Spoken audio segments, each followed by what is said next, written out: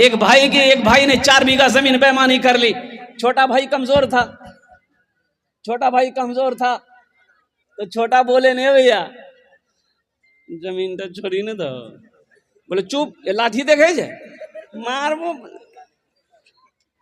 अब कमजोर आदमी तो चुप नहीं देख रहा।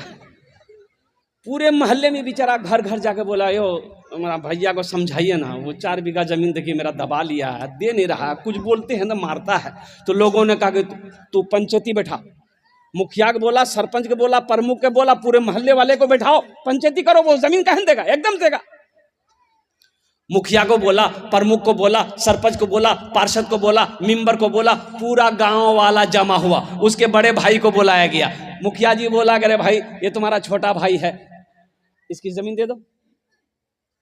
सरपंच साहब बोला, मुखिया साहब बोला, प्रमुख साहब बोला, पूरा मोहल्ला वाला बोला कि नहीं बात सही है, ये गलत है, छोटे भाई का जमीन नहीं दबाना चाहिए, तुम बड़े भाई हो, जमीन इसको तुम वापस कर दो।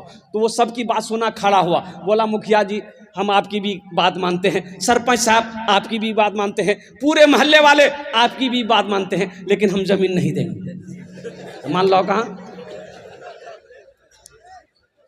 तो लोगों ने छोटे भाई को समझाया कि बाबू सब्र कर लो, नहीं देगा।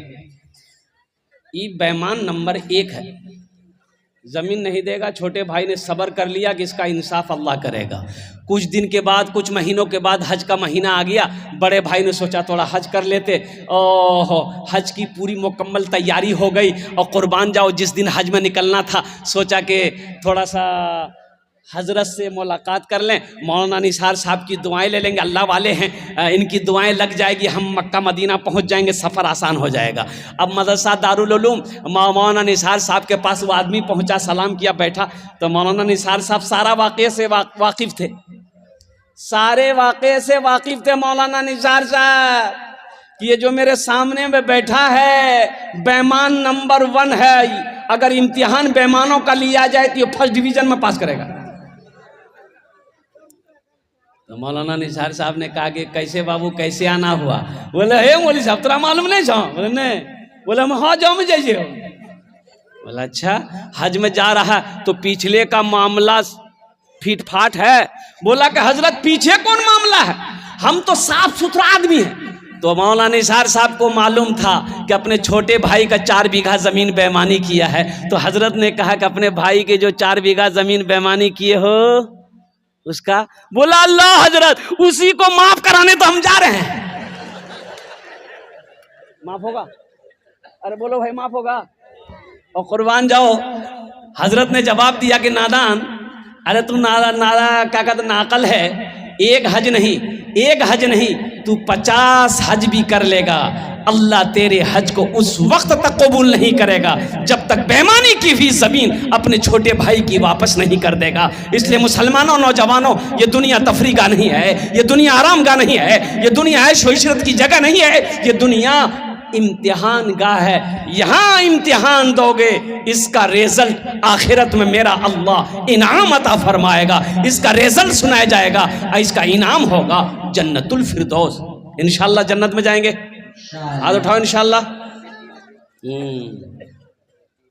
कहना जन्नत इतना सस्तो है? हाँ है, जन्नत सस्ती है। अल्लाह ने मोमिनों के लिए जन्नत बनाया है, अल्लाह ने मुसलमानों के लिए जन्नत बनाया है। अल्लाह ने जिसने कलमा तैयबा ला इलाहा इल्लल्लाह मुहम्मदुर रसूलुल्लाह पढ़ा है, अल्लाह ने उसके लिए जन्नत में तैयार कर। एक जगह से तकरीर करके उठे, एक आदमी बोले मौलवी साहब रुको, की बात बोला? बोले मौलवी साहब जन्नत में बीड़ी मिलते है, बीड़ी? मैंने कहा कि तौबा तौबा। क्या है भाई? बोले कि हजरत क्या करें, आदत बहुत खराब है हमारा, हमरो नहीं पिए छे ना, हमरा अच्छा नहीं लगे छे। तो हमने कहा कि जन्नत में तो बीड़ी पीवो तो जलाने के लिए जहन्नम जाना होगा। बोला बाप, जन्नत में हर चीज मिलेगी, ऐशो इशरत की जिंदगी गुजारनी है तो जन्नत में गुजारना। अल्लाह ताला ने हर नेमत अपने बंदों के लिए जन्नत में तैयार कर रखी है, बस सिर्फ और सिर्फ यहां तैयारी करनी है।